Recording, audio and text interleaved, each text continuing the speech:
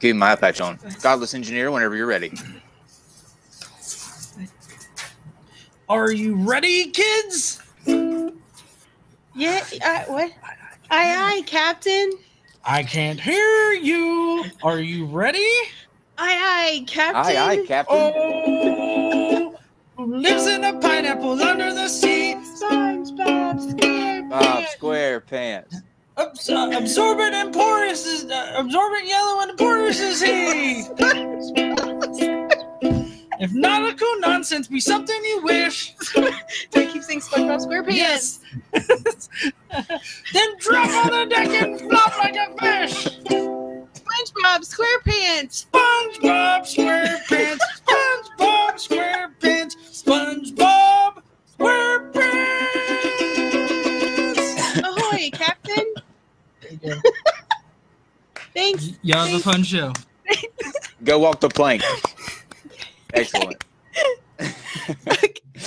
Oh man. Oh well, it's number one. Let me just say, and I think I can speak on Steve's behalf. It is good to be back in our regular time slot and streaming live again. It just wasn't the same without having the interaction from you people. I'll probably regret saying that at some point. Say something stupid and then I'll get attacked. But for now, it is very good to have you all back. We love you both. Big thanks to all of you that took the time to tweet at the studio and at Fact UK and at YouTube. That was really cool of you guys. And it is very humbling when you have that many people willing to, do that sort of thing for you. So big thank you to you guys. We are here and back because of you. So, and funny enough, I got a message today from somebody at YouTube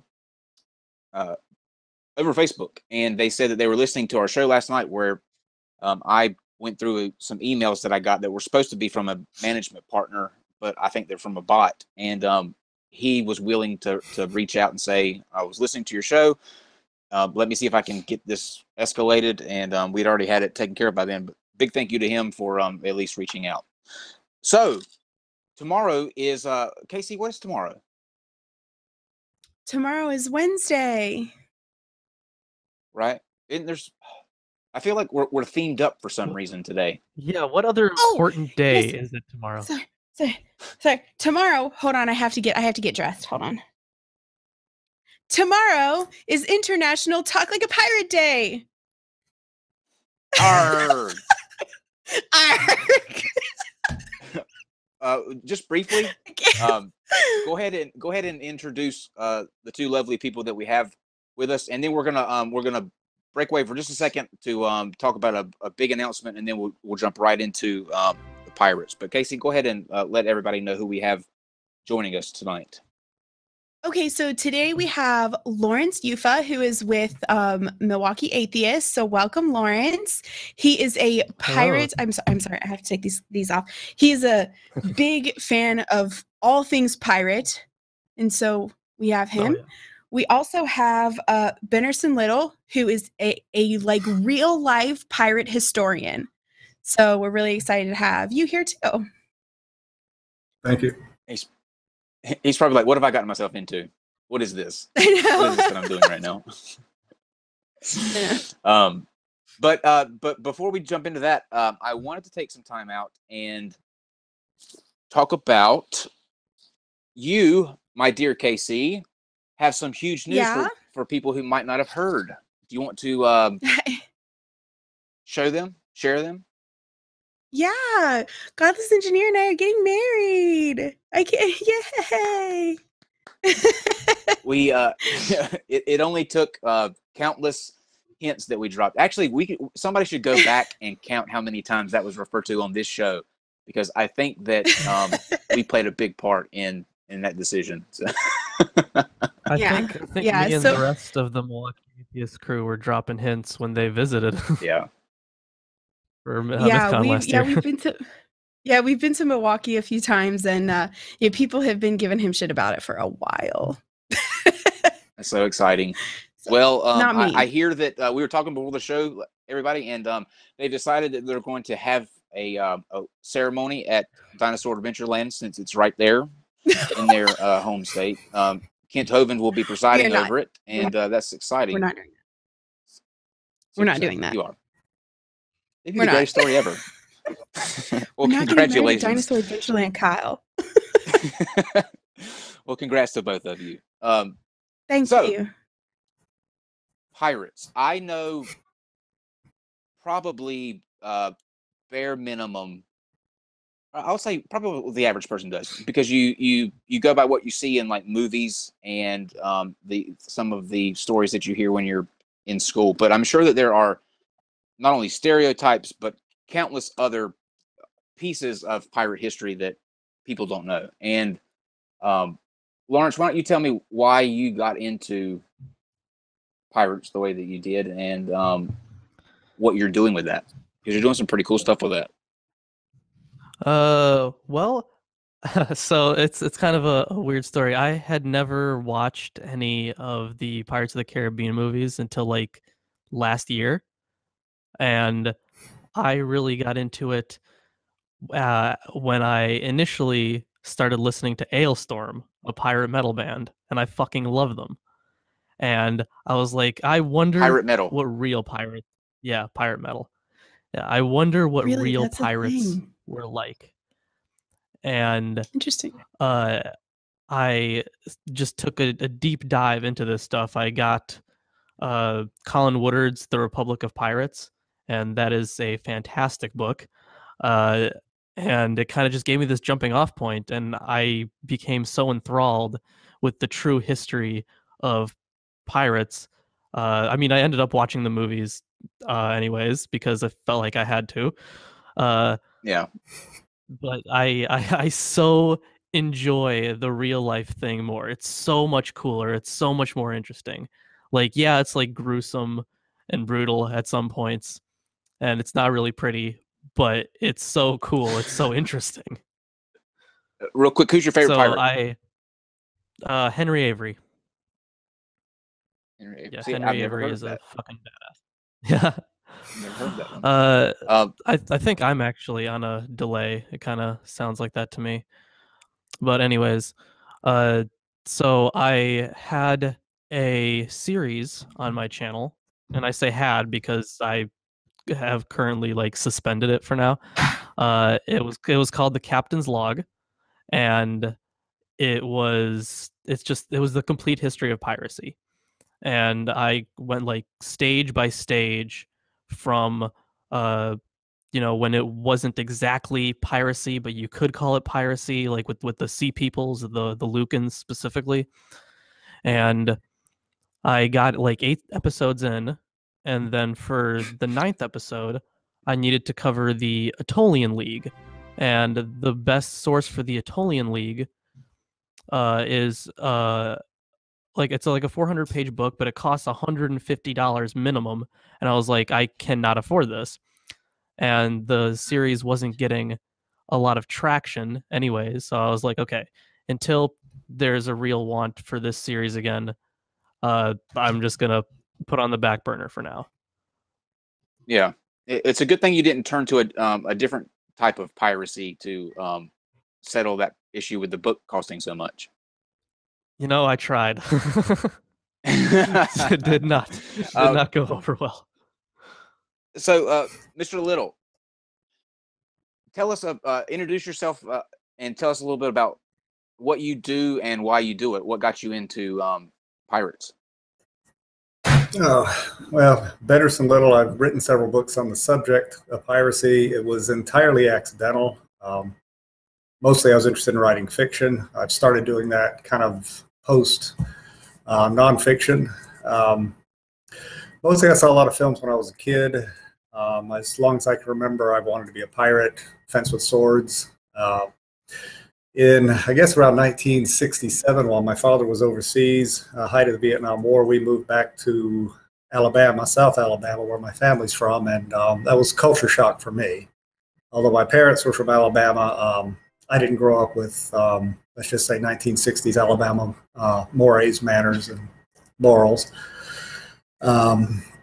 So it's quite distressing for me in a lot of ways. Very, very different atmosphere, very different world. And I had an aunt give me a copy of Treasure Island, and it was an annotated copy, and I devoured the book, but the annotations with hindsight were mostly incorrect, but it didn't matter at the time. I thought it was revealing the reality behind piracy and pirate myths, and I loved the story, and I'd run off of my grandparents' 40 acres and pretend it was Treasure Island and stay, just basically kind of opt out of a lot of the local culture. From there on, over the years, I would run across old journals and things, start reading them. It was kind of a hobby. I read Captain Blood, I think, in junior high school. Really enjoyed that. Raphael Sabatini's novels. Finished college, went into the Navy, became a naval officer, Navy SEAL, and I started noticing a lot of similarities between what I had seen or read in a lot of these old journals about pirate tactics and privateer tactics and the things that we did, because things really don't change over time. The fundamentals pretty much remain the same when the environments are the same. So I'm trying to finish fiction. As you guys probably, I'm sure aware, fiction is very difficult to sell, but I had all this information on pirate tactics, and so I wrote a proposal up, sold the book, and wrote a few more after that.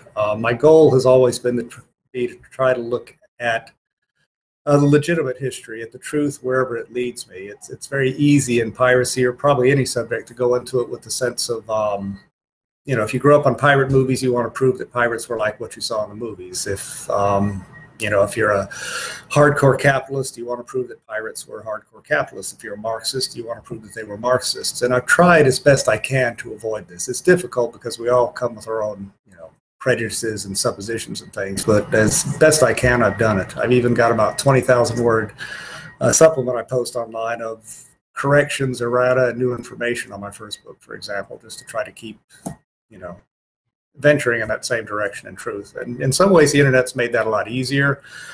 What Lorence was saying about $100 and some odd book, a lot of sources you can get now for free or much cheaper, but research is still difficult because of, access. If you can't get into university libraries, if you don't have a wad of cash to blow on resources, it can be very, very difficult to get these things done.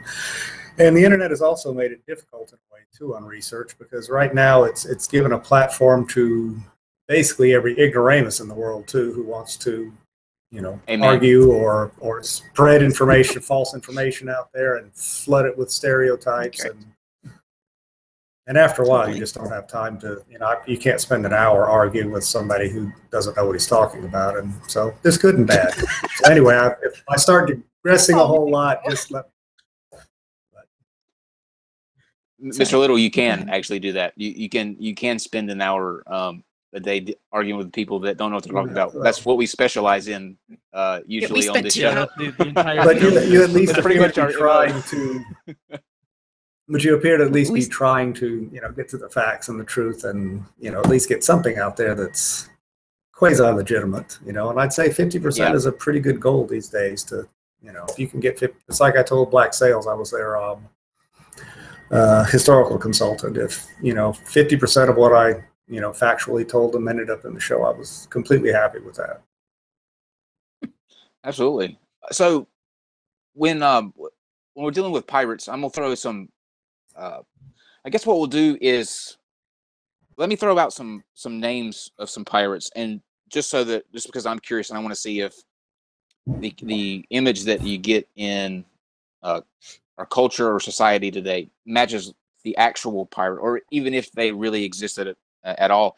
And then I guess we'll Lorence or Mr. Little, you can kind of take us through a pirate history of sorts, and how pirates started, what happened to them, why we still don't see them up and down the seas now. As Lorence knows right now, that'd probably be about 50,000. Well, what, 500,000 words to do a brief summary. That's it takes a while.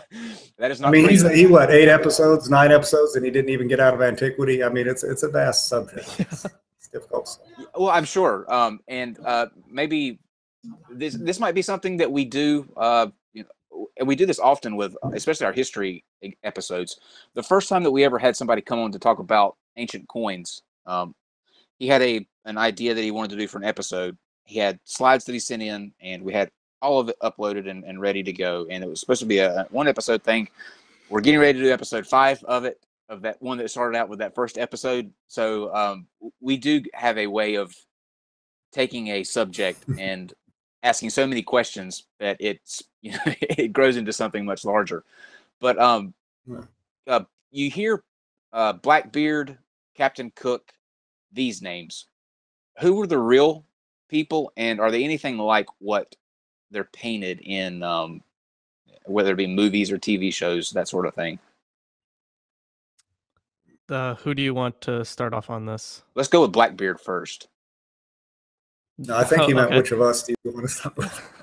Yeah. Either one. Either one. Whichever one you can go wants to tackle that. I'll add to whatever Lawrence says. All right. So Blackbeard was a real person. Edward Teach, or Edward Thatch. But I think Woodard argued that it was Teach.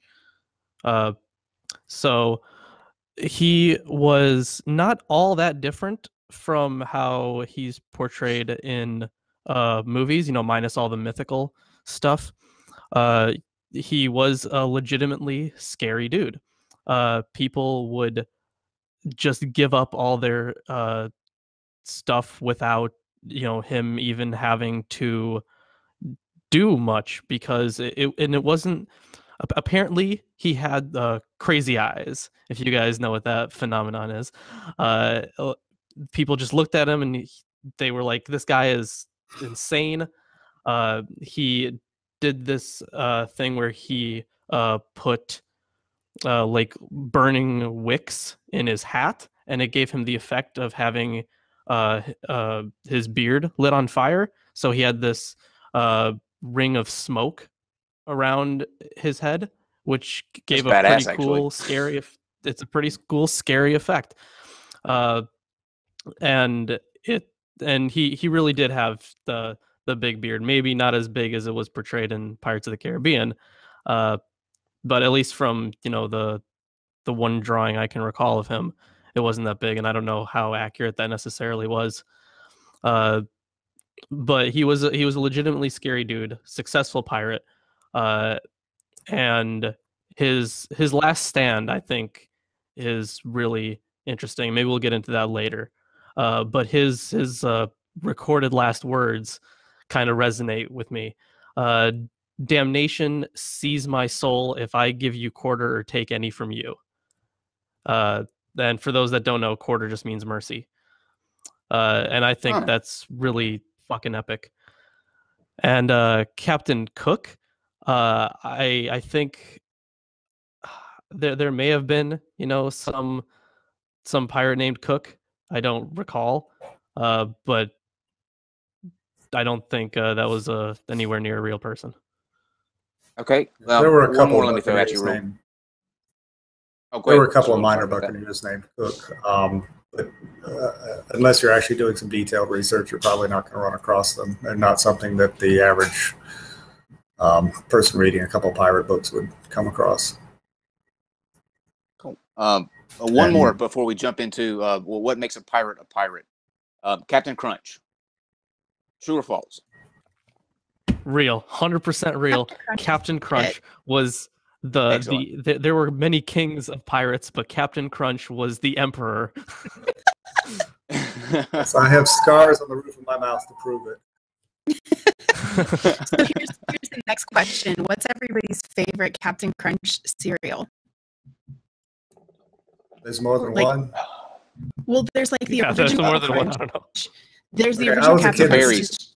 Just the yellow pellets, and then there's the yellow pellets. Yeah, we had the yellow pellets in the 60s. That was it. Yeah, and then there's Captain Crunch with berries, which is the yellow pellets with berries. Then there's Peanut Butter Crunch, which is like the balls that are peanut butter. Then there's Oops All Berries, which are all the berries. You're breaking up really bad. What? Your mic's breaking up really bad. Yeah, it's not really poppy. Yeah, it's you might have to drop out and come back in to fix that. So let's go to Lawrence or Mr. Little. Actually, we'll start with Mr. Little on this question. Where did the pirate, I guess, movement come from? Like, what did they spring from? What caused these men to spend all their time at sea raiding other ships and that sort of thing? It depends on the period and who you're talking to and what researcher you're talking to. It's an old Greek historian a couple thousand years ago put it as a combination of need and greed, and it's pretty much like any other human endeavor. If there's an opportunity to take from someone else, they're going to do it. In the early days, piracy was probably indistinguishable from general warfare at sea. I suspect that it's been, what, more than 100,000 years. We have evidence that people were trading on the water by sea, and I suspect that piracy occurred along the same. It's need and greed pretty much sums it up, a combination. Lawrence, anything you want to add on that? I actually... that was pretty much it. It really depends on the time period. Because this is kind of my personal opinion on this, and scholars disagree on this. But when it comes to the sea peoples, for example, they were never referred to as pirates, and even the early pirates in antiquity, they weren't necessarily referred to as pirates. It was just a general term. In Greek, it's a listas, which just translates to like raiders. But then eventually they developed. I'm sorry if you hear my dog barking. Then it eventually developed into piratas.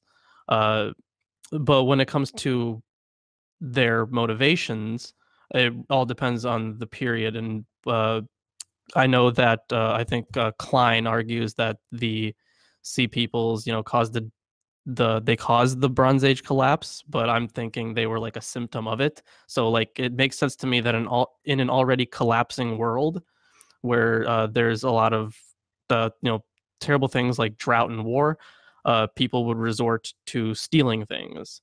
And in some of these cases, it was just migration that people took as war.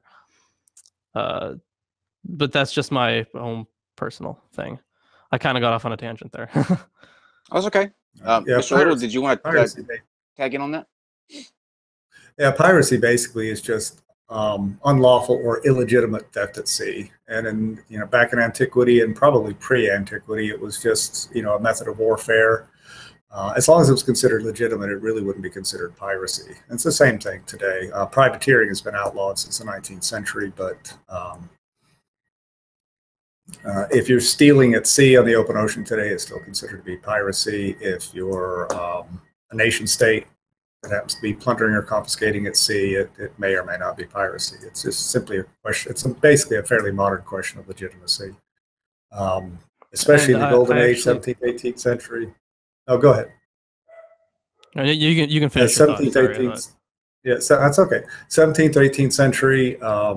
Basically, a pirate meant someone who lacked a lawful commission from, if you were European, from a civilized government. You could be a North African corsair, a Barbary corsair. You could be a Malayan corsair. Europeans might consider you to be pirates, although technically you were still legitimately privateers because you were commissioned by a lawful government. So basically, two ways to look at it. If for European status, if you have a lawful commission by a lawful government, you were not a pirate, you were a privateer. Or if you were from an uncivilized country, you were a pirate no matter what you did. I'm not speaking from my own personal point of view here. I'm just repeating the way people used to think. Lawrence, before I asked this question, did you want to add in something there a second ago? Yeah. That it also, he kind of touched on it earlier, that it depends on who you're talking to, because if you have an English privateer stealing from a Spaniard, the Spaniard's gonna think you're a pirate either way. It doesn't matter. To the victim, the distinction really is inconsequential. Okay. When we talk about stereotypes, I guess let's dive into these, because when you think of a pirate, and like for Halloween, there are certain things that people go to, markers of a pirate, and I'm interested to learn where they came from. So I've got a list of what I think are the most obvious stereotypical pirate I guess markings would be. And number one, there's the Jolly Roger flag. Where did that stem from? Whichever one of you want to. It's a legitimate flag used in the early 18th century, but I did a lot of extensive research on this last book that I wrote. We don't ultimately know the origin of skull and bones on a flag. It's been used for centuries before pirates, but they did what we think of as Blackbeard and his ilk. They did adopt that in the early 18th century. It's entirely possible they adopted it from North African corsairs who were known to use it. There were old military units prior to this that had used it. But what was unique about it is that it was a black flag. We actually have an account of buccaneers, French buccaneers in 1688 using a red flag with no quarter with the skull and bones on it. But the black flag was definitely a legitimate.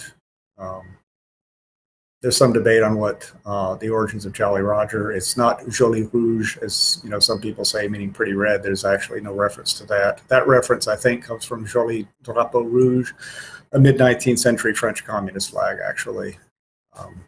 That's another problem, and I'm sure Lorence has run into this in his own research, is it's really hard to stomp down these stereotypes. It's sometimes almost impossible. You can write books on it, you can write articles on it, and people are still going to believe. You're still going to see books today talking about the Joli Rouge, meaning the origin of the name Jolly Roger. It has absolutely nothing to do with it, but it's really hard to tamp down on ignorance, and really and especially when it's been appropriated by the culture. Okay, Lorence, do you want to add in anything on that? Yeah, sure. I think it's just important to note that many different flags were called Jolly Roger, even ones that were totally different. So like the skull and bones that we normally associate with the Jolly Roger, it's important to separate the flag from what we call it. So we have Spriggs and Bellamy and plenty of other pirates calling their flag Jolly Roger, and they all had different flags. So it is a really hard thing to point out. I know that at least the earliest I can personally think of as when we're calling a flag Jolly Roger and we're referring to the skull and bones, the earliest one I can think of for that would be Bellamy, because he did have the skull and bones, and he also they called it Jolly Roger. That's the early, and that was in like the early 18th century. So that's the earliest one I can think of. But it's important to make the distinction. Excellent. KC, do you have a pirate stereotype you want to throw out there and see if where it originated from?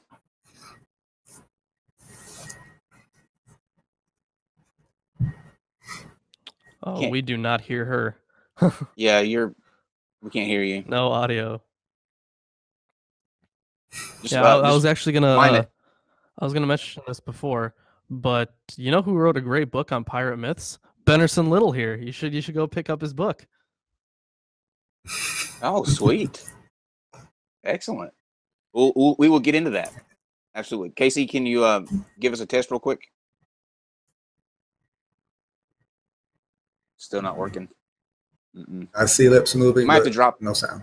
Yeah. You might have to drop out and come back in and see if that fixes it, Casey. While we try to get that straightened out, the next one that I have written down is walking the plank. Did pirates really make people walk off the end of a board into a shark-infested ocean?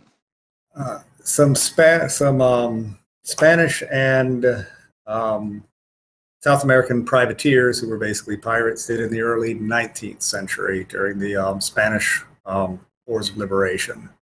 Prior to that, I'm not sure there's a mention of it, not in regard to piracy, in the late 18th century. It seems to have been picked up in the early 19th century by a British adventurer who wrote about the Spanish Wars of Independence, and he described it in detail, literally putting a plank out and pushing these people overboard. These were very brutal wars. And it seems like every pirate author after that kind of picked it up and ran with it. You don't need to put on a plank out to throw people overboard. People have been thrown overboard for thousands of years. But these people seem to sort of make a fetish out of it, I guess. It makes it. I think it makes it more eerie. Keel hauling. Mm-hmm. Yeah. Can you guys hear me? Yeah, there we go. Yes, we can. Okay. Okay, good. Sorry. Now you're back. Hi. Is the sound we were just okay? talking Like about, no longer robot? No, you're fine now. Sounds fine. Okay. You're fine now. Right. We were talking about walking off the plank and how that originated. And after, we'll let Lawrence add in on if he has anything, and then we'll go to you, and you can throw out your list of stereotypes. So, Lawrence, anything you want to add in on that? I think the only thing I would add in on that, and I think I may have actually gotten this from Bennerson's book, then you can tell me if there's been some new research on this, that sometimes they would do it as like a test for a captain. Like they would blindfold you, get you drunk, and then you would have to walk on the board. And if you didn't fall off, great. Or maybe if it was just for the crew, not for the captain. But I'm not sure. Yeah, there's a reference. I think it's a 19th century reference, and it's called "Walking the Plank."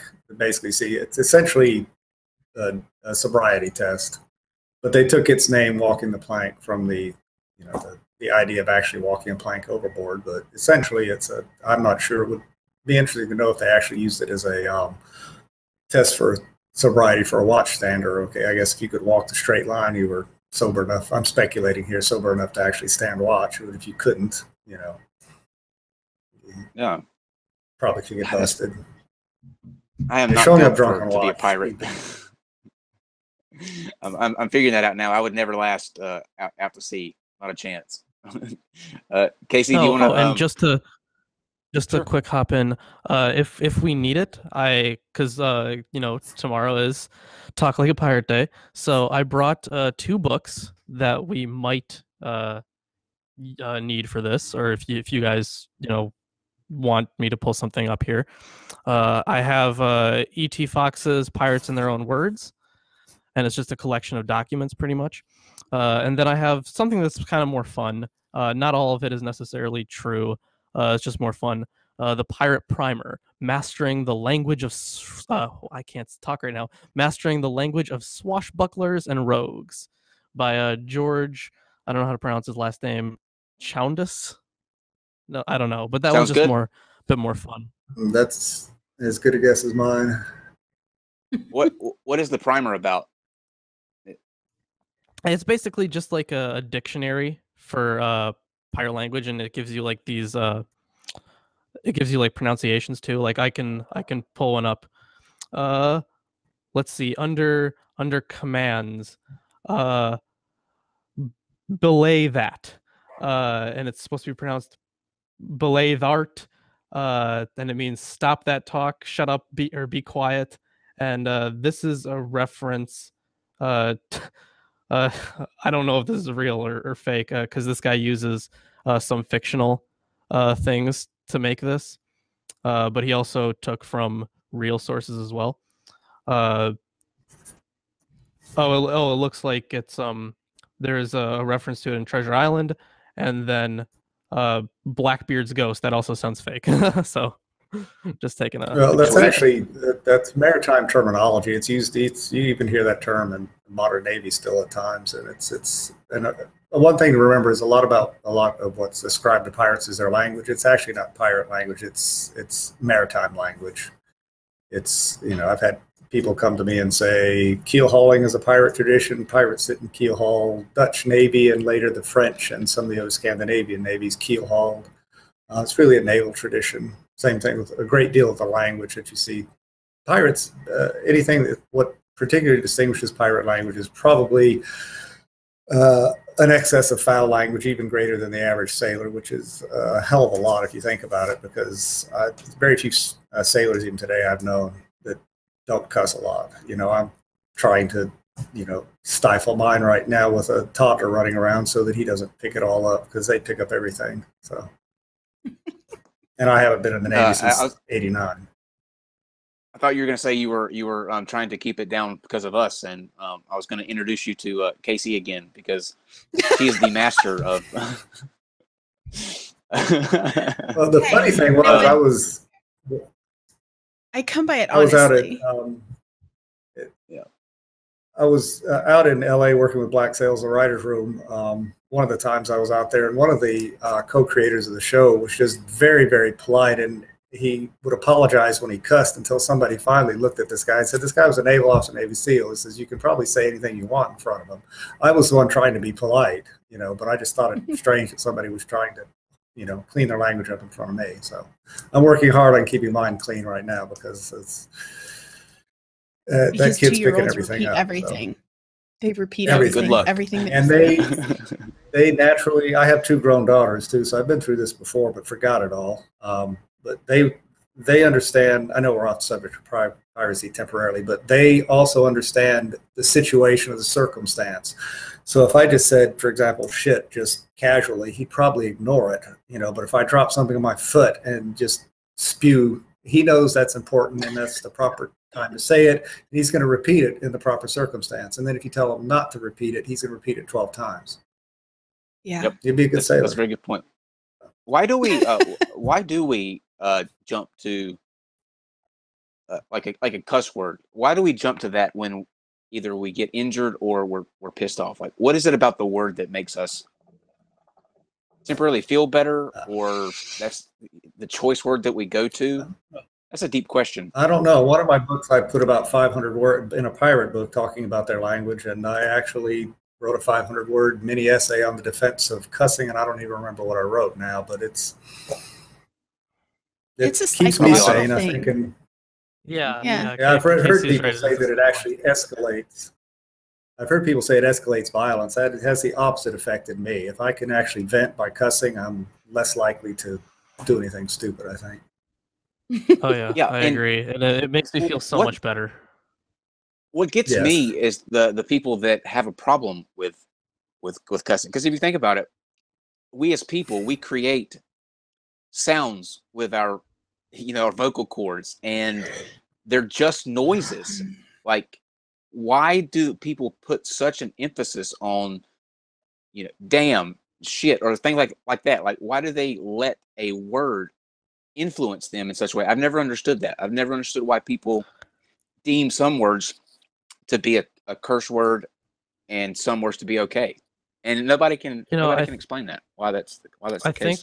I think Vsauce actually has an amazing video on that called I think it's just called "Why Are Bad Words Bad," and he kind of breaks it down into classes, basically.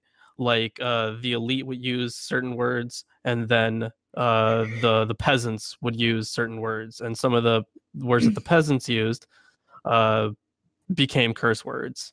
That's like the gist of it. It's very interesting. Where were we? We did get off on a tangent there. KC, your stereotype.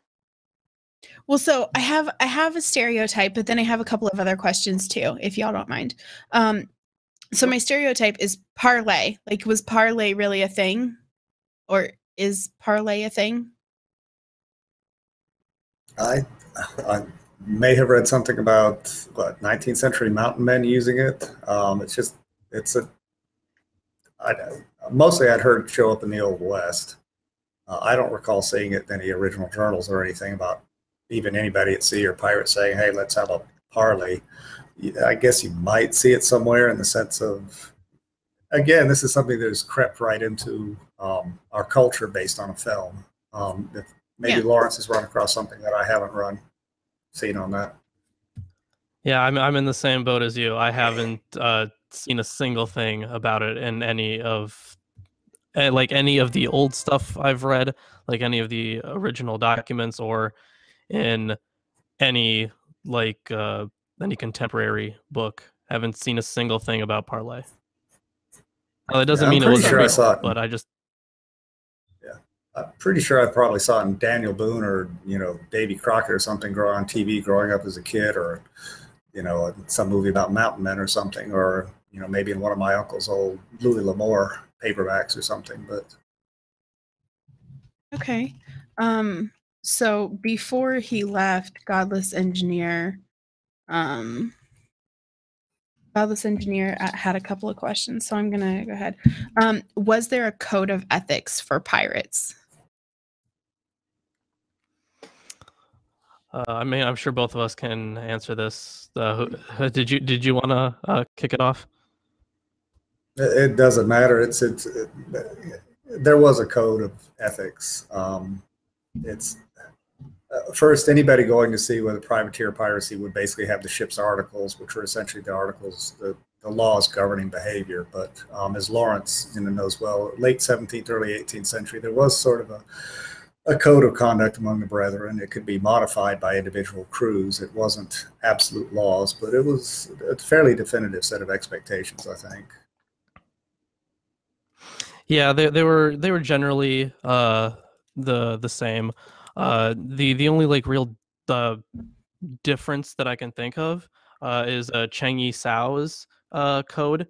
It specifically had rules because usually the any of the pirate codes that and I'm just gonna say it that because it's more colloquial, pirate code.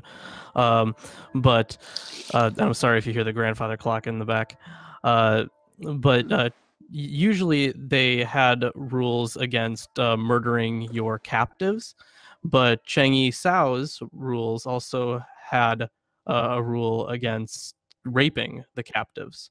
So that's probably the most significant divergence I can think of. But yeah, as he said, they had different rules depending on who's your captain. Oh, yeah, okay. I suspect Cheng Yi Sao's rule against rape was primarily to keep discipline and more on the crew, because they were allowed to marry. Basically, if you wanted the woman, you had to marry her, which sounds nice, but it's forced marriages. I think it's legitimized rape basically, but it's still rape. But again, I think this was probably a disciplinary. Let's not let the crew go rampant. Let's actually try to get them to marry these women and bring them into the crew. And the women didn't have a whole lot of say in it, I don't think. So were there typically women on pirate crews? The Chinese, yes. The Chinese are probably the only ones I can think of that actually had a fairly systematic or a large number of women aboard their crews. They basically were these pirate junks, literally hundreds and hundreds of them, were basically floating homes for families and everything. But other than that, like Lorence says, no, you can't. It's very, very rare. There are a few notable exceptions. During the Golden Age, there's basically Anne Bonny and Mary Read, and their deeds have actually been overemphasized. When their piracies were actually very small time. I would, however, say that based on there were a number of women caught pretending to be men at sea during this era, so I would not be surprised if there weren't some women pirates who just went undiscovered. They would probably have gone to sea as men and just never discovered. And that would be fascinating to find some good information on that, but I haven't come across. And a lot of the women who are named during this period as pirates either were not pirates or didn't exist. I mean, you can't go up to a popular website that lists women pirates, because you can start striking, every other one probably off the list. I understand the need to want to identify women pirates, and I actually believe that there were probably quite a few that we don't know about. But unfortunately, there's been some bad scholarship in a lot of ways. I'll try to think of her name, Jacquot de la Haye, or however you want to call her. I still argue with people today. She was created by a French writer in the 1940s, but you'll find her listed in books and websites as this 1650s female pirate on Tortuga. Interesting. And this being the internet age, people will not take your word for it. You say, well, show me the documentation. Well, it's on the internet. It must be true. Must be. Yeah. Before the Golden Age, there were just like a couple that I can think of. There was Grace O'Malley, and there was in antiquity, and I don't know how to actually pronounce her name. It was a Queen Tuta or something like that. She I think her husband was a pirate, and then he died, and then she kind of took over everything. And then Polybius basically just said what boils down to the modern equivalent of that bitch was always on the rag. Okay. Oh, well, he didn't hold back. That's what Polybius said about her. Yeah, that's what Polybius Arrrrghhnn't. said. Awesome. But yeah, she was fairly successful. Okay, so like when pirates would be out on the sea, did they just like pillage anything they came across, like all the ships, or did they have like specific people they wouldn't go after, or how that work? This kind of gets into the depends. area of are they privateers or legitimate pirates? You have buccaneers, late 17th century, were kind of quasi-pirates. So often they didn't have lawful commissions. They kind of had a wink and a nod. And they were mostly going after the Spanish, although occasionally they might, take a Dutch or a Portuguese ship, which was strictly speaking piracy. It also need to probably move away from the notion that pirates just kind of roamed the ocean blue looking for prey. They basically stayed in the channels where they knew there would be trade along coastlines. They were good at collecting intelligence, and the idea was to intimidate your prey and to surrender without a fight, plunder it. And again, as Lorence knows well, you could run a long series on this, even in just the golden age from, let's say, 1655 to 1725 or 30. I mean, you could do 50 episodes, and over that time, just see the gradual changes, in types of piracy, tactics. They're all small, subtle divisions, but from the beginning to the end of that, you can actually see a cultural shift just over that 50, 60, 75 years. Did they fight like countries' navies also? Or that's kind of a myth that's grown. Generally, they wanted to avoid men of war. Late 17th century, you would find some buccaneers or French filibusters, the same thing, basically, engaging Spanish men of war. And you did find some English. England had a strong navy back then that were, sorry, I'm dealing with a cat over here, a 16-pound cat. And the English were concerned about their strength. They had late 17th century, these buccaneers were very, they had quite a bit of military prowess. A lot of them had been former soldiers. They'd grown up in the military, kind of an atmosphere. They were considered themselves quasi-sea and land warriors. They would attack and sack towns and cities as well as take prey at sea. But by the early 18th century, you're pretty much seeing privateers who are basically seamen alone and not attacking anybody ashore anymore. And by the early 18th century, and I hate saying it as much as we glorify Blackbeard and all these guys pretty much ran from men of war because they were, I have documented this well, and I've had readers who just refuse to believe it. It's like you've crushed their heroes or something, but I know Blackbeard had a glorious end, but basically he fired a couple broadsides at some English naval volunteers who were coming after him in small local sloops with no protection, and he ran, and he fought basically because he had to. Bartholomew Roberts, that everybody holds up to be one of the greatest pirates of the era, his consort ran when confronted by an English man of war, and that man of war just, took the guy down very quickly. Same thing happened to Roberts. And part of that is because professional navies were designed to close with an enemy and kill them. But by the early 18th century, pirates were basically out there. They're like, I compare a lot of the 18th century pirates to Somali pirates. Go out and intimidate merchantmen, steal, rob their cargoes, and run like hell from men of war because the professionals are probably going to kill you. Yeah. It turned out bad anytime Somali pirates. I'm sorry, go ahead. Well, with the Somali thing, I have that written down because when you say pirate, I think people get kind of like what you were alluding to. There's a grandiose sense of, I don't want to say hero, but there's almost like an admiration for what a pirate was. With us looking back, like that's really cool. Even though what they were doing is effectively the same as what we deal with today with Somali pirates, but you wouldn't hear anybody, I don't think, say, all the Somali pirates, that's really cool. You know what I mean? Like Yeah, they have parallel reasons for why they do what they do. But what separates them apart, or why does one you feel differently about one group and not the other? it's cultural, basically. I mean, and there may be yeah. certain racial aspect to it as well. You know, I think Lawrence touched on this well earlier, and this is something I wrote a book, Pirate Hunting, that is really written from the point of view of pirate hunters and their victims. It's history of piracy from that point of view. And Lawrence touched on it earlier when he said that for the victim, it doesn't matter. You know, we glorify pirates today, but if you read some of the Spanish records, accounts of victims of the sack of Veracruz, you know, from the Buccaneer side, it looks like this glorious episode of, you know, buccaneering. Disney has an entire ride devoted to it. You know, that is, ignore the movies. That ride is originally basically buccaneers sacking a Spanish town. They are torturing people.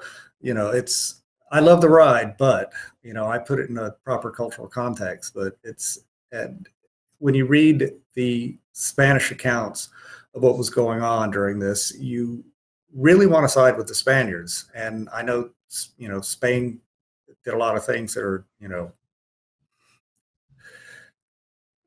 they brutalized the New World, and then they were being brutalized. But, you know, it's hard to defend rape and, you know, children stuffed into a church and starving to death, and, you know, all kinds of things like that. So anyway, going back to your question, Lawrence, I'm sure has a good perspective on this as well. It may be different. It's really cultural. You know, nobody wants to look at Somali pirates. Oh, that's a bunch of those Africans with guns, you know, thugs, which, you know, you could apply that same definition to the early 18th century pirates, or probably just about any, you know, thugs with guns.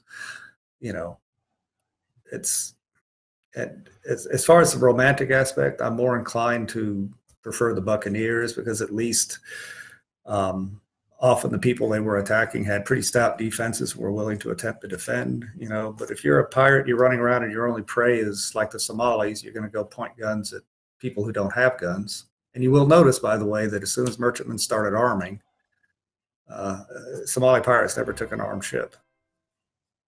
Yep, that makes sense. I personally haven't done a lot of research on Somali pirates. I have a book on it, but I haven't gotten to it yet. But at least from my point of view, I especially like the tactics, like the mindset of not modern pirates, but all other pirates.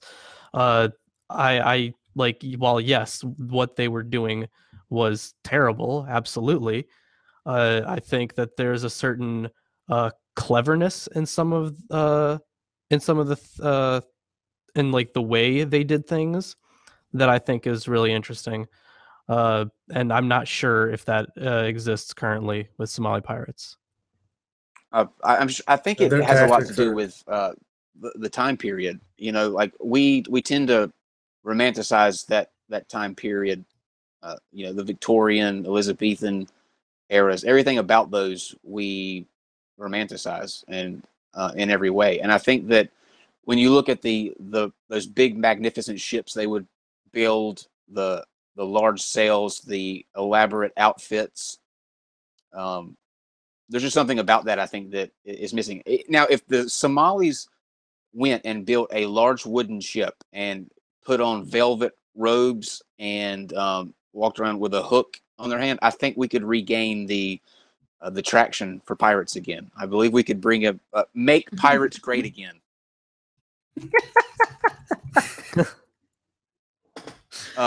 Okay, so that brings me to what I had on my list next, which was those three things: the peg leg, the eye patch, and the hook. Why are those things associated with pirates? Was there actually pirates that walked around with peg legs and hooks for hands? A few maybe, but you can't do a lot. There's Johnson references one, but basically it's, if you got your legs shot off, you ended up with seamen were commonly discharged with wooden legs. You know, you could become a cook. You might be some kind of a sea artist, but there's not a lot you can do once you lose your leg. Basically made you a cripple, as they would have termed it back then. But it looks good for Hollywood. Hollywood is seized on these things. If you want to really see a good origin of a lot of these modern myths, go look at Douglas Fairbanks and the Black Pirate. It's a great film. It's beautifully shot. The scenes look almost like paintings, but it's probably got most of the stereotypes. Eye patches. There were eye patches too, but that's meant that you lost an eye. It wasn't anything having to do with piracy. It was just you lost an eye in battle or from disease. Civilians wore them. Gentlemen wore them. Common workers wore them.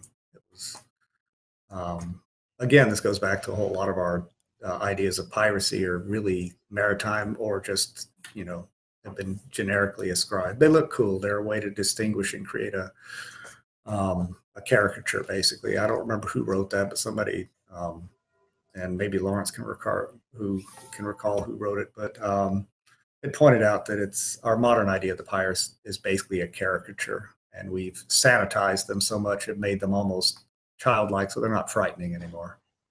They're things you tell kids about. I think I actually stories. I think I actually do remember who wrote that. It was in the book X Marks the Spot. It's about the archaeology of piracy, and it was in the introduction. Actually, yeah, it was. I think it was Sherwood was the author. Yeah, I think it was in there. I remember. I have it. Yeah, I'm about 50 feet from my library, so I'm not getting up, but. It's a very good book. I was actually factually oriented too. Go ahead. Yeah. No, that's okay. I was just saying that don't forget what you're going to say. I'll take 30 seconds on this. Okay. You can basically break down researchers probably in any field into two sorts. There are those who are strictly fact oriented, and then there are the ideologues. And I'm not saying ideologues can't do good work, but they always tend to be biased toward their ideology. And that could be a Marxist or a capitalist or pirates were just really cool, awesome dudes, whatever that ideology is. But X Marks the Spot is excellent because, archaeologists, cartographers, there's some cartographers who've written some excellent.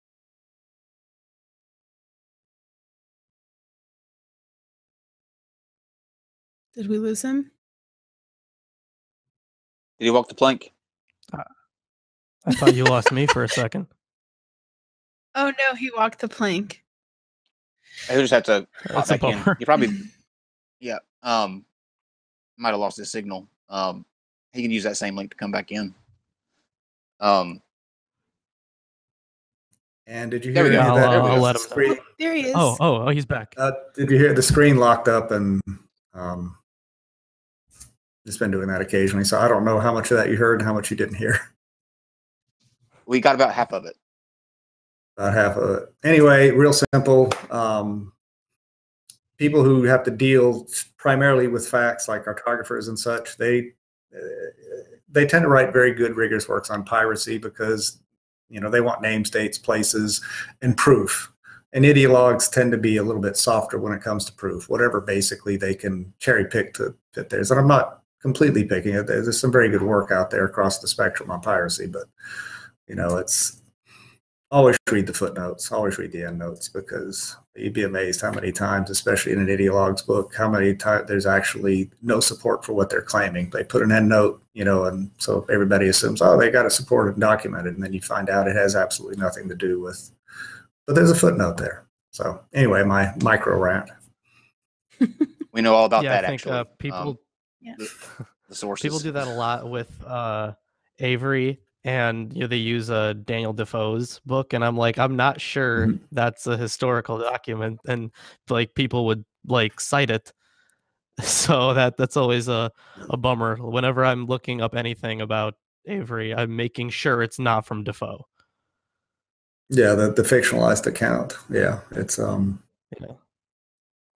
it's like I said, I don't know how to fix the problem. You can write books on the subject, you can write blog posts, you can go on shows and tell people this, and they still end up believing. I mean, just look at politics right now. You can pile facts on top of people, and they're a lot of categories actually. Yeah, they're be surprised Yeah.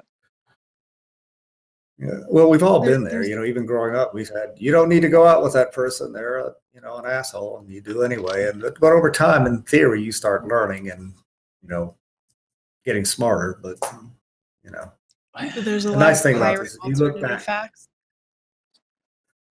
yeah, that's but the thing that this, for me, the saving grace is that if you look through history, it goes up and down, and I suspect that even what we're going through now, you know, locally, nationally, there'll be a backlash to it, and things will sort out until a generation later, people forget about it, and you know, we screw it all up again. Absolutely. Yeah.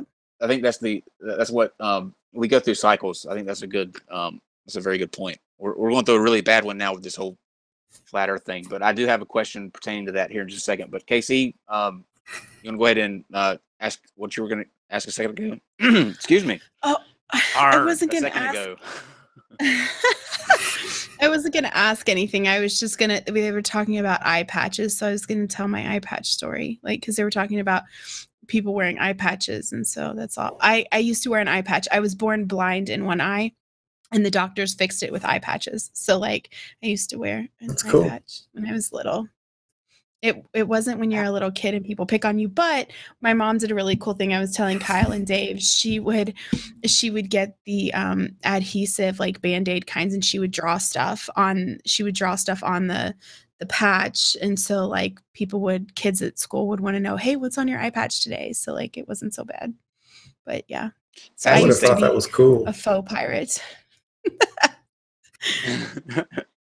Faux piracy. I will say I will say one thing real quick. Sure. And this may have come up probably started by the Mythbusters episode, and then some doctor wrote an article on it. If you see a pirate or anybody at sea wearing an eye patch, it was because they lost an eye, like I said earlier, not because it made them see better, or because I've had somebody ask me that, it's because they could see better when they fought under decks. And I said they didn't fight under decks. They chopped holes in the deck and threw explosives down there to flush everybody out. I mean, all you have to do is put it on some silly ass popular show and everybody will believe it. You know, I had one of the directors on Black Sails want to do an opening shot about bouncing a cannonball, a round shot, you know, off the water because they'd seen it on a show. And it's like, no, it didn't happen. It's called a drown shot because it goes in the water and it stays there. You know, but cannonballs don't bounce.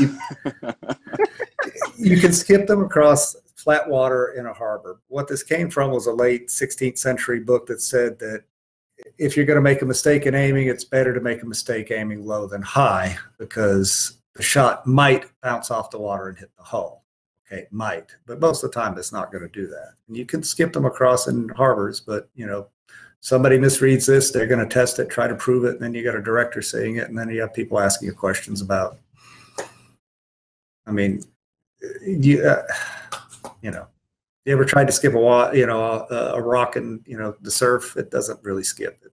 You know, it's yes, and I never could do it. And I always, my brother could skip them perfectly, but I never could get one of them. Still to this day, I think I tried a year ago. In flat water, but you know, go down to San Diego when the surf's up and try skipping. You know, it's not going to skip. It's pretty much going to sink. You know, you need a nice. You said something a minute ago. Interesting though. When you talk about the eye patch, number one, I don't see why anybody would think that one less eye is better than two. So I agree with you wholeheartedly on that. 2 eyes is always better. But you said that they would carve out holes in the wall and throw explosives down to get them out. That doesn't seem like a good option on a boat. Well, it's what you have is we have a misconception of how boarding actions were fought. Naval actions sometimes were fought with crews on the deck, and you know, and where one crew would try to resist the other. But for most merchant ships and also small naval vessels attacked by a much larger one, they would retreat to something that's called closed quarters. They would barricade themselves behind the bulkheads at the forecastle or the quarterdeck, and these could be very, very intricate. They're very, you know, they were reinforced. They had loopholes. They had small ports where you could take the cannon and turn them in line with the ship and fire into the boarders. So basically, and John Smith of Pocahontas fame, Jamestown fame, basically said that was the worst sort of fighting in the world, worse even than trenches on land. You know, you're on a rolling ship, you boarded her, and your enemy is completely barricaded, and they're turning the waist of that ship into a kill zone. So how do you flush these people out? You try to suppress their fire. It's very modern. You know, militaries do the same thing today. And you've got boarding axes, and that, by the way, is where the name the boarding axe comes from. It's because it was used to chop holes. You take those in crowbars and you try to pry up planks, and then you start launching smoke bombs, grenades, anything else you can, because people can't breathe. You know, those things produce a lot of smoke and people can't breathe. You choke them and flush them out. And this is really how a lot of boarding actions were fought. And they would go on for hours sometimes. There are accounts of ships literally fighting, trying to breach these close quarters as fortification for hours. Black Sails, season 1, the opening episode, they kind of alluded to this. You know, I'm a historical consultant saying, well, this is how you do it. You need to be chopping this. So, you know, instead the captain and his crew get behind close quarters and the pirates roll a barrel and the, you know, the bulkhead blows up, and, you know, much more effective in Hollywood. So it's like I said, that 50% rule I was talking about, you know, that was half correct. So better than nothing. You mentioned Pocahontas. Now I have Colors of the Wind stuck in my head. So sorry about that.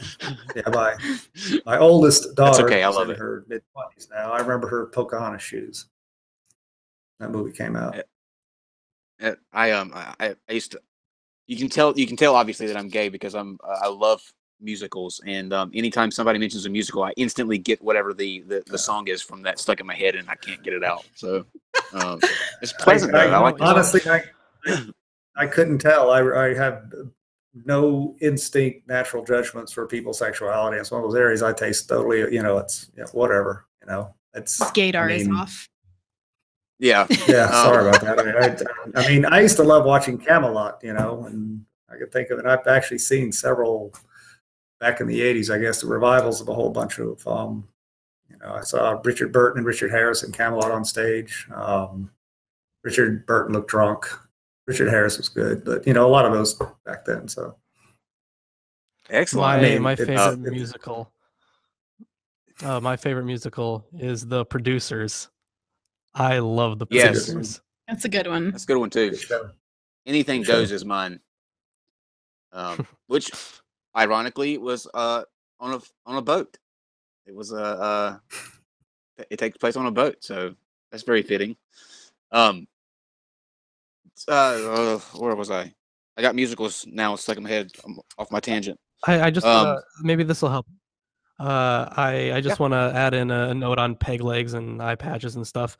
When it comes to pirates, when they were doing, you know, some raid, when they were, you know, taking a ship, or, you know, whatever they were doing, if you lost, you know, like a limb, or if you lost something while this was going on, there would generally be some reimbursement. So if you actually, you know, successfully pull this stuff off, then you get, you know, the booty, and that is the technical term, by the way, booty. So you get that stuff. I was waiting. I've been waiting this whole time to make that joke. So you get that stuff first, and then before you distribute it in normal shares, you would give the person who lost a limb some reimbursement depending on what they lost. Well, still though, I don't know if there's an amount of money that I would be okay with for losing a body part. I guess if you have to, you know, if you lose it, it's better than nothing. But I don't know how I would equate that or justify that. Yeah, a lot of merchant seamen didn't have that. And if it wasn't written into their articles, you know, they literally knew, and that's why they often wouldn't fight. If they lost a limb, which was quite possible in action, they were cripples basically. If you go I go to the Rijksmuseum, they have an incredible digital collection, extremely high res, and also they removed any copyright restrictions. You could use it for just giving them a plug, any commercial or personal purposes, whatever I want. But if you start looking through there for you can look for wooden legs, or just look. Almost every illustration is of a beggar, basically, because these, you know, once you lost a limb, you couldn't work anymore. We have quotes from seamen who basically have said, I'm not going to fight because I'll be a beggar if I lose my arm or my leg. I can't do anything anymore. Did lots of them get scurvy? I don't know that too many pirates got scurvy because they ate pretty well. They never really were out at sea for long voyages. That really has to do more with, you know, being way out at sea and long voyages. Plus, pirates tended to suck down rub punch anyway, and that's basically rum and key limes and sugar. So, you know, you're not going to get sugar sucking that stuff down, which is a good punch too, by the way. Yeah. Is it vitamin C deficiency? Gums rot and teeth fall out, that kind of stuff. Yeah. And the last one that or the last question that I had before we'll open it up to the live chat. Is it true that there were some ships that got attacked? I know that whales was a real thing, but giant squid, I've always wondered if that was true. If there were really squid so big that they would take on a ship. Is that just fiction or is that a real thing? Well, I know that giant squids are real, but I don't recall any attacks from them. Yeah. If you've seen them washed up on beaches when they pulled even the giant squid, you know, that's a pretty, you know, limp invertebrate. You know, I don't imagine it's going to haul much of anything down. I'd say it's, you know, I suppose some of the giant octopus could drown a swimmer. So disappointing. So speaking of like giant things attacking ships, have you guys seen the Meg? No, I want to so bad. It's good. I mean, it's pretty good. I mean, it's a big fucking shark. Yeah. Well, I don't want to ask this question because it'll be we'll get too many people pissed off because of the spoiler alerts. But text me after or wherever because I have a question about the movie that I'm dying. Like I can't wait until I see it in the theaters. I need an answer like right now. Now that I know that you've seen it. It's probably going to be out of theaters soon. So you should probably That is true. It has been out for a while. Yeah. I need a life outside of YouTube. Yes, I have to admit. I feel that. That going on vacation and getting away from like YouTube and shit for like 5 days was really nice. It's really nice. Yeah. I think it was with the whole battle thing that we've been dealing with for the past 4 days. It's just like mentally draining, you know. I still feel off, even though last night when I got the notification that it had been removed, it was like 1,000 pounds lifted up off your shoulders. But then you get like the just draining. But so yeah, giant squid. I'm kind of sad that that's not true because I had it in my head that these things would literally shoot up, wrap around the mast, like pull it down to the side, and then reach another tentacle in and wrap up the captain and pull him in. I mean, come on. It was always the captain. The cool thing is going to be when they get footage of sperm whales actually eating these things, because they live off these things apparently, and that's one day they'll get footage of that. That'll be cool. You know, I don't think it's going to be the epic underwater battles. You know, I had a book when I was a kid that showed the giant squid and the sperm whale locked in mortal combat. It's probably not that. They probably just crunch these things, but it'll be cool. Yep. Somebody finally gets something like that. The ocean frightens me in so many ways. Like when I stop and think about it, it literally terrifies me because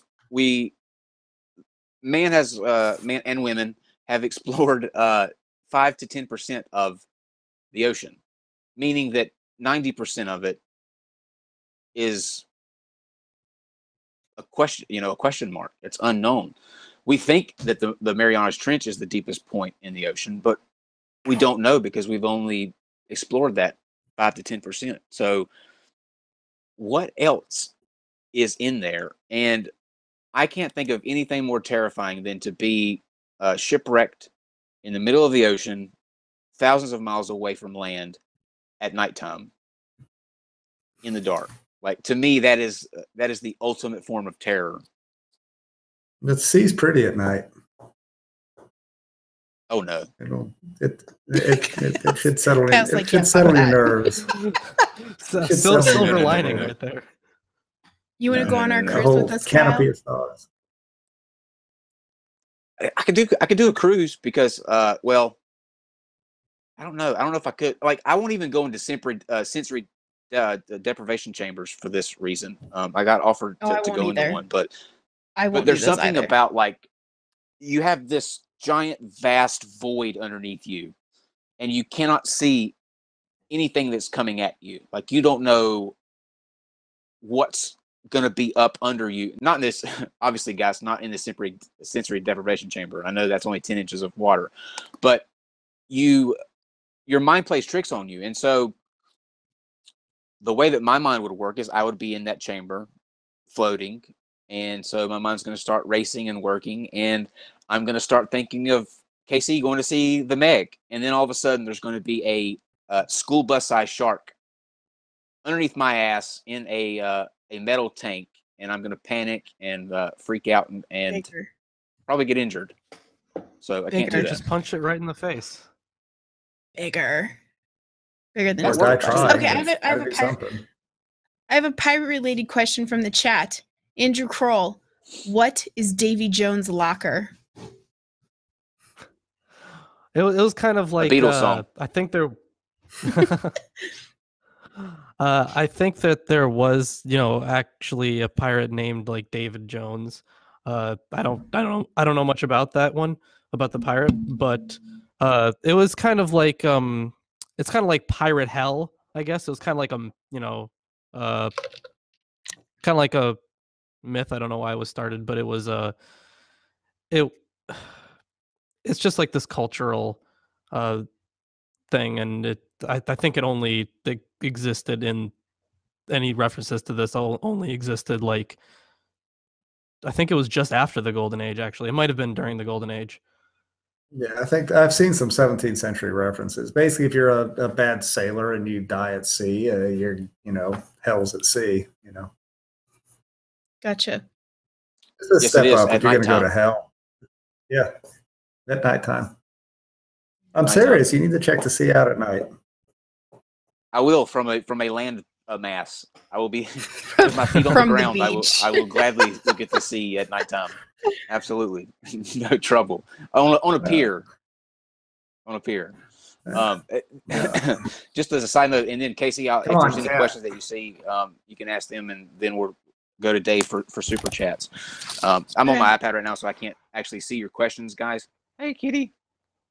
Anybody, let me guess. Wait, before you start, anybody who has questions, tag me.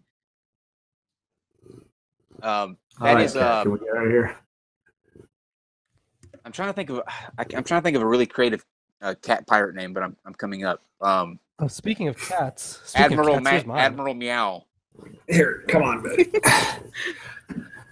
He's a 16-pound stray we picked up a few years, and Commodore he'd Kitty. actually been in a fight and had an abscess in his head and the fuzziest balls he's ever seen. And then Lawrence has a black beard, black fur. No, my cat's actually part bobcat, like a quarter bobcat. So he's a vicious little fucker. I love him. That's not terrifying.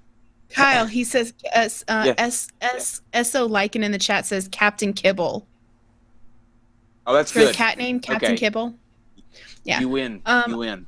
All right. Go ahead, Casey. You do your thing, and then I have a question. Well, I mean, there's a question in the chat. I was just going to tell a really quick why I'm scared of the ocean like that. There was a guy in town here when I was in high school.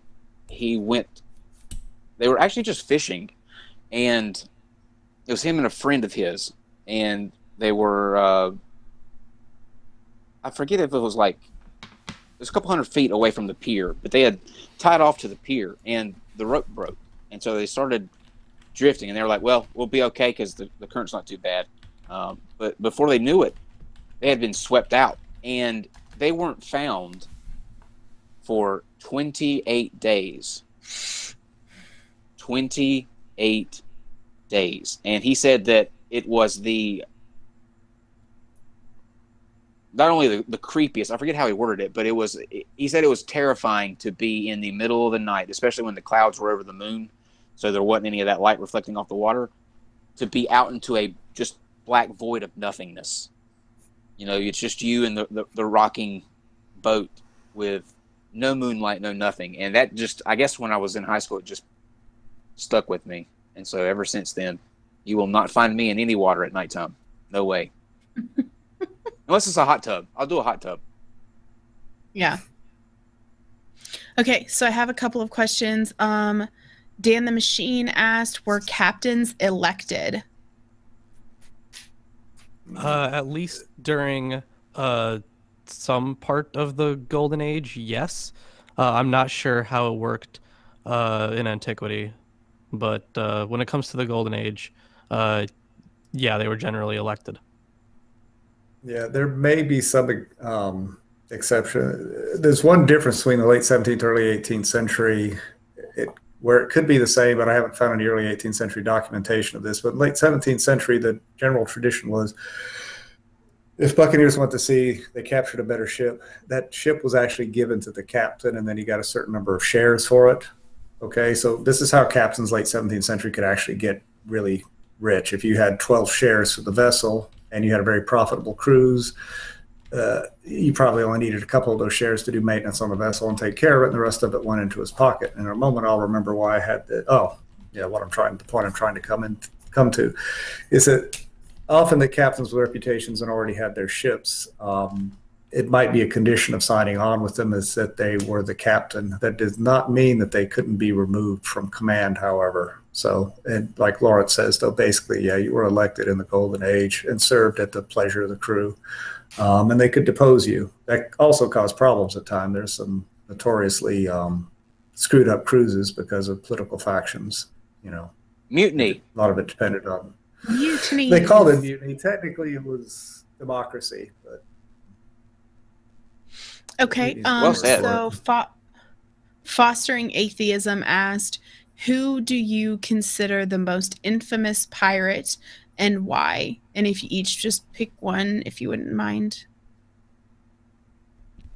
Well, it kind of depends on how you're using infamous, because I know when it comes to the biggest fleet, like the most successful and in a sense of sheer power, the most terrifying, I think it would be Cheng Yi Sao. But when it comes to how fucked up someone is, I would say it was probably Francois L'Olonnais. That guy was seriously messed up. All right. Francois, a badass pirate named Francois? That doesn't make sense. Yeah. I'm a French pirate. His real name was Jean David now, but most of these buccaneers late 17th century had nom de guerre. They had, they took different names for a lot of reasons. I don't know why he would take Francois, but French, I don't know. What would be yours, Mr. Little? And again, it depends on what you're defining here. If you're meaning, are we looking at notorious, scary, infamous, badass? Scary badass.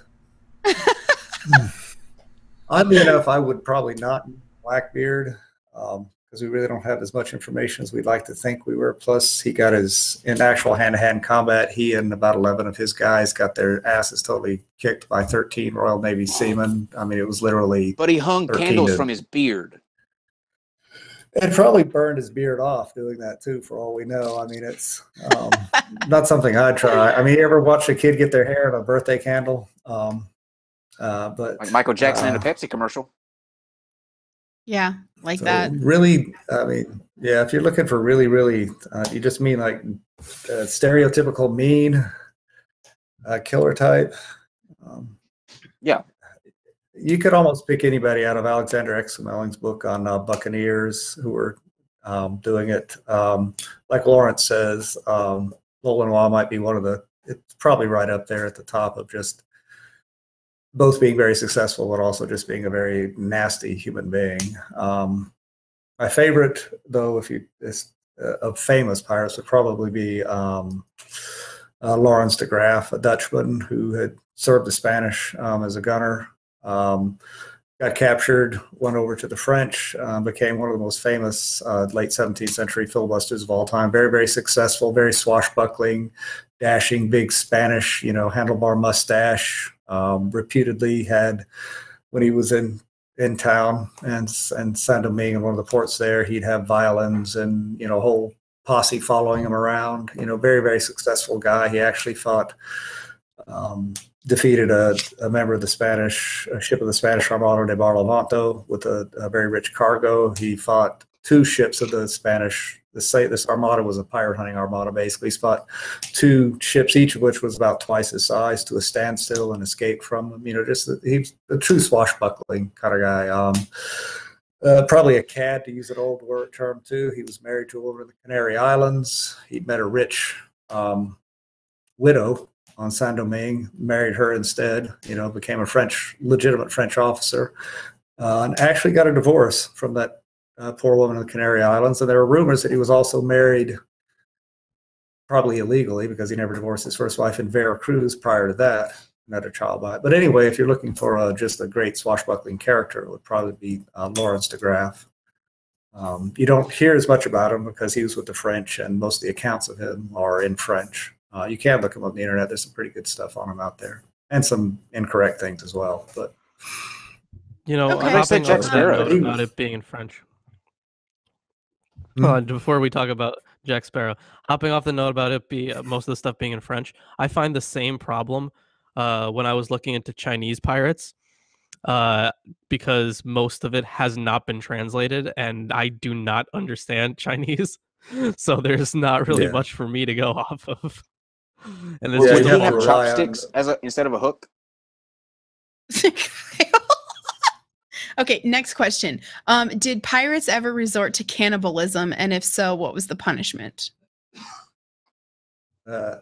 I mean, I can sometimes they would, but not like with each other, I don't think.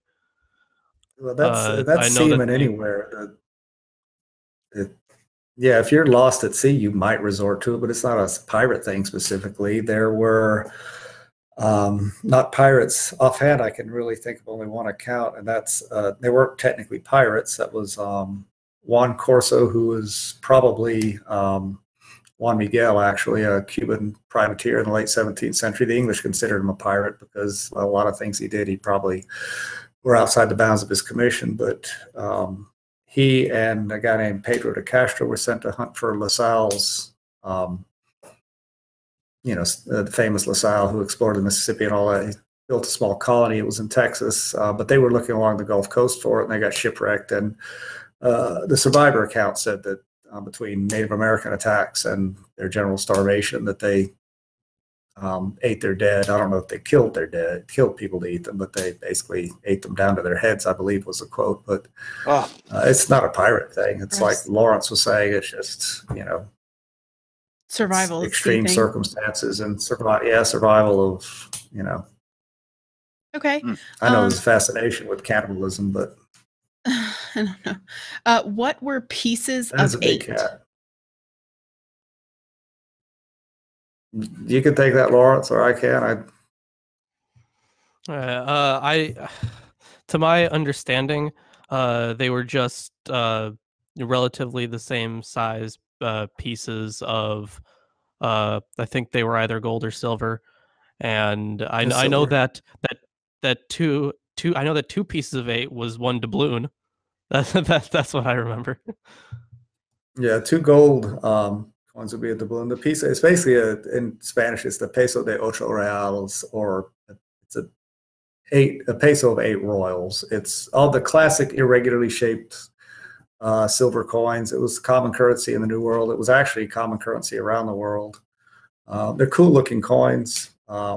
Legitimate thing. That's what pretty much passed for money in most of the European colonies in the New World. They didn't use local currencies. It was Spanish money.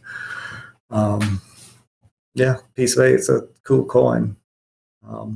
Okay. You can find plenty of them for sale from legitimate dealers on eBay. Cool. They'll advertise them as pirate money. Oh, okay. So what was the age range of a typical crew? Mostly from young. What I'd say late teens, mid-20s. Yeah, so that's what I've seen. Although when it comes to they were older, and when it comes to statistical outliers, I want to tell the story of John King.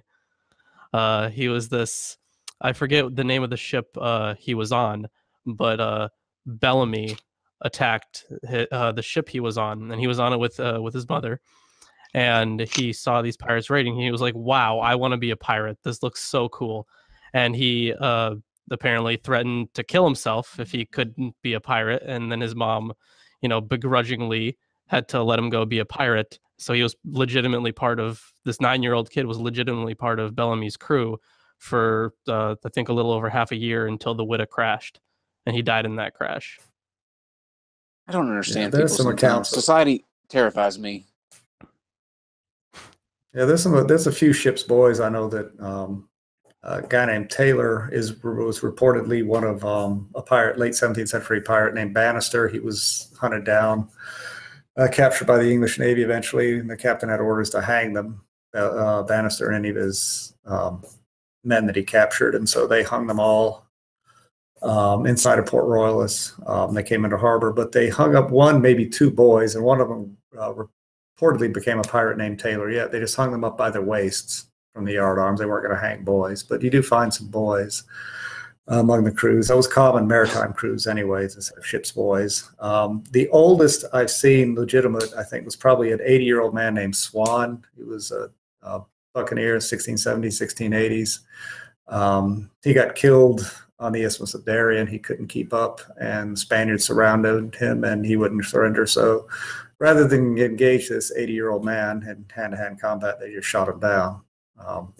That said, I know some 80-year-olds who'll kick your ass too, so it might have been a smart thing to do. Yeah, that's a badass way to go, though. You know, that's at the age where I have a theory that there's a certain age you can get where you can get away with doing anything. Like it doesn't matter what you do, or you know, you can go out in public and cause scenes, and if you're a certain age, it's just, oh well, he's just an old age. So if I got to the point where I was in that age, I could go out on a pirate. That's the one time in my life I could be a pirate. I could not be a pirate in my 20s or 30s.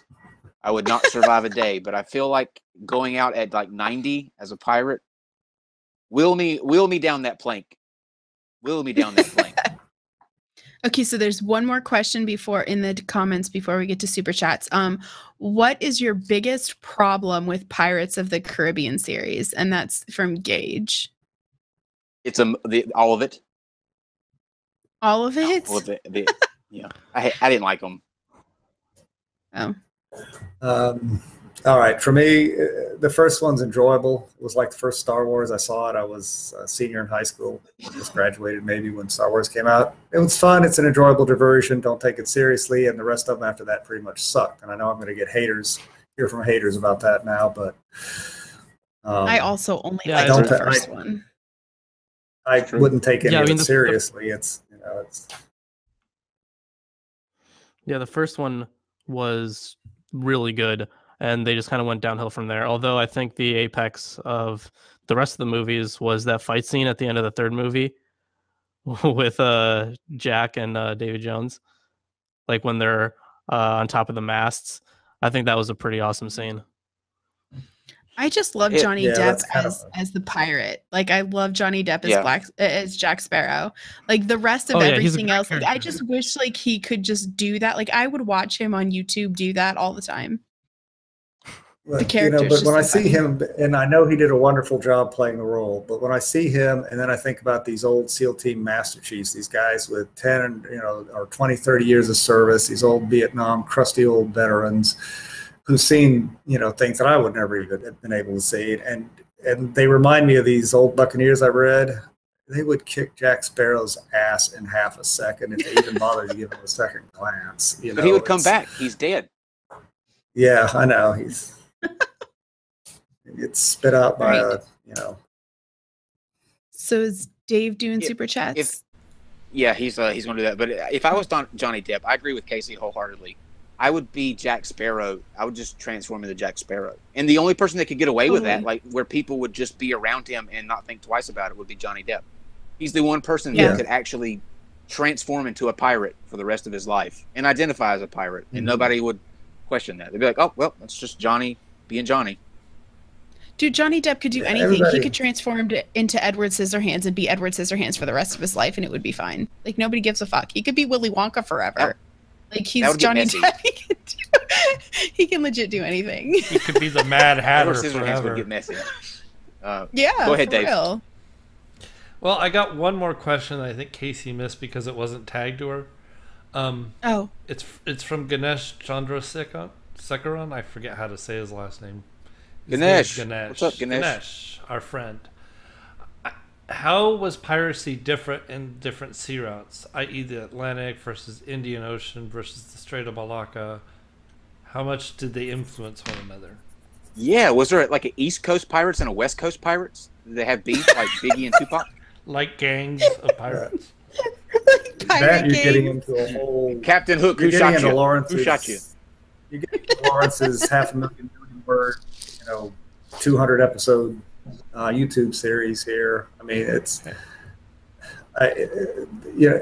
if you just go into India and piracy and privateering there, I mean, that's a subject that you could write volumes and volumes on, and there actually have been volumes on. It varies from culture to epoch to. I mean, that's a really good question, but it's a can of worms, crushed. Difficult. So yeah, that's a big. The only thing that really comes to mind for me is during antiquity, they would generally stay along the coast because that was how they didn't get lost. That was the best way to do that. So pirates would, be on like some island somewhere, but then they would patrol the coast that they knew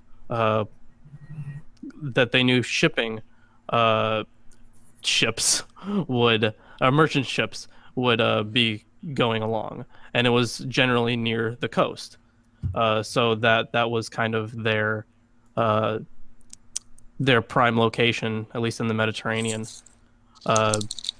But when it comes to piracy outside of that, I mean, they all had, various routes, depending on where you want it. Like Bennerson said, depending on where you want to go and their all that stuff. Yeah, it's a fascinating subject, just looking at the history of piracy. You can tie it into world history, and you can go into any culture you want. Basically, if it was a maritime culture, there were pirates involved, and I mean, it's a good excuse and it's a good way to study history from. At least it's not as dry as looking at history conventionally. Yeah. Dave is getting ready to read the super chats, and before we do, Casey, I'm just gotta say I'm a little offended that you didn't ask me who I consider to be the most notorious pirate. Oh, well, I mean, it wasn't my question. It was somebody else's question. So, Kyle, who do you think the most notorious pirate is?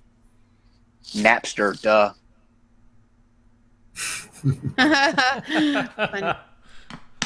LimeWire. Close second. Bear share. Go ahead, Dave. Okay, super chats from Damaged Dolly, $2. Welcome back. Thank you very much, Damaged Dolly. From Jemmy Sislow. Jemmy Sislow for $19.99.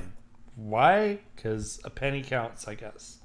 When asked why the pirate keeps getting his ship steering wheel stuck in his pants, he said, "It drives me nuts. Glad to have you guys back." Nice, Jammy. Thank you. I've heard it's better. Good to be back. We've missed you. It's Jammy. You got to go. He's always got to be joking.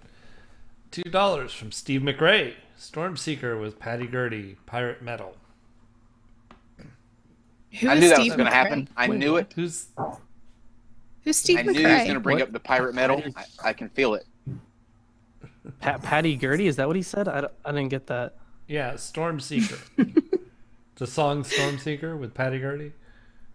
He said it's pirate metal, basically. Oh, okay. I'll have to look. There are very few pirate metal bands, at least.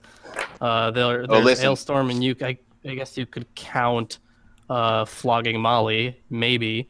And Lawrence, then, if you want to bond with somebody over pirate metal, like I said, I didn't even know that was really a thing. But if there's somebody that you want to bond with over pirate metal, Steve McRae is the one to talk to. He is a huge pirate metal fan. Yeah. Good stuff. Are you fucking with me? Love are you fucking metal. with them? No. Are you serious? No, I'm not. I'm serious. Yeah. Steve is really big into pirate metal. Steve's actually the person that introduced it to me. I didn't know it was a thing until Steve showed me that video. I didn't know it was a thing until tonight. Yeah, I didn't. Yeah, I haven't considered flogging Molly as pirate metal, but I guess it works. I introduced my younger grown-up daughter years ago to flogging Molly. It's all their concerts now whenever she can. Yeah, I do the same thing with Hailstorm. Hailstorm is just so amazing to me. All right. So, okay, more super chats. We got three more.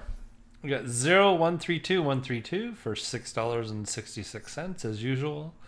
I missed you, glorious bastards. Glad the show is back. I plan to continue wasting a lot of time here. Wink. We missed you as well, sir.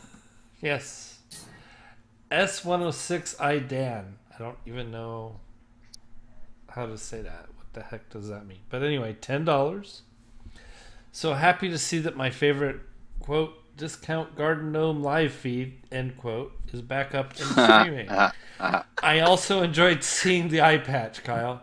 Good to have you guys back from a one-eyed compatriot. Well, we had to bring up the old gnome, did we? That's okay. Yes. I'll find out. Yeah. I found out some information about you. I'm coming. And Uncle Ned for $2, Australian. Glad to have Uncle Ned. you all back. Yes, Uncle Ned. Thank you, Uncle Ned. Uncle Ned will be back with us. We had to rearrange when he's going to pop in, but he'll be popping in for a Smoking Nun session. We were going to have him actually do last Friday, but we got banned, so that didn't happen. But now that we're back, we will get Uncle Ned back in his exuberant lights. So, awesome. Good deal. Okay, we're going to give you guys the last words. Actually, I'm going to give KC the last words. She can... I always do this to her, but I think it's funny, so I'm gonna keep doing it to her. Casey, he doesn't hate it. That's why he keeps doing it. Give us your before we close out. Give us your words, the one phrase or quote that you would want all people to live by or to follow. Whatever your favorite quote is, we'll end on that. But Mr. Little and Lawrence, I'm gonna let you guys take this opportunity to plug anything that you want, your channels. I know you got a book on the myths of the pirates that I heard about earlier. So take this time and let people know where they can find out more information about you and follow you on social media, all that kind of stuff. Lawrence, you want to go first? Yeah, sure. So my channel is Milwaukee Atheists. We do a lot of stuff. As you could probably tell from me being here, we do stuff on piracy. we mostly do stuff on like philosophy and the history of religion. A lot of in-depth dives into biblical scholarship because I think it's really interesting. I'm currently writing a book called Of Heathens and Heresy about the effect of ancient religions on Christianity, and that's probably going to take me a long. One of those, by the way. All right, it's probably going to take me a long ass time to write. Okay, no problem. But obviously, can find me on Twitter at MKE Atheists and Facebook Milwaukee Atheists. We also have a website with a forum, MilwaukeeAtheists.com. So if you're interested in this kind of stuff, definitely subscribe to the channel, and we keep people updated. We do a weekly show, Atheist Sunday School, where we just read through the Bible. We're in Judges right now. Got some steamy stuff in Judges. And we read through it. We add our own. I just got cold chills when you said that. We add our own kind of funny commentary along with scholarship. So that's what we do. And I'll pass it off to Bennerson. You can just Google me, Bennerson. Bennerson's Benerson. My father's name taken from a last name of Sandlot ball player, apparently by my grandfather. But in any case, just Google me. Got a website up with the books. You can find them on Amazon. Got a blog on WordPress too, which I just kind of go randomly back and forth between various swashbuckling subjects. Welcome to ask me questions via Facebook or email me, whatever you want. If you don't hear back immediately, please just ping me again. I get really busy around here, especially with a 2-year-old and everything. So I'm not trying to avoid anybody. Just keep bugging me and I won't be offended, and I'll get back to you. Excellent. Well, thank you both for joining us. Thank you for having me. Aren't you glad tomorrow is Talk Like a Pirate Day? Huh? Couldn't be. I'm glad tomorrow is Talk Like a Pirate Day. Casey will now for it yet. Casey will now enlighten us with words to live by for a better life. Well, my favorite short saying is stand up and use your voice. And I know that's the GE slogan thing, but that comes from a personal story for me. So I think it's important that everybody stand up and use your voice, because it's important, and nobody's voice is too small. Very well said. And tomorrow, make sure that you stand up and use your pirate voice. And with that, yes. And with that we and with that we say, go swab the deck, mateys. Yohoy. This has been Ideology. Bye. Non sequitur. Your facts are uncoordinated.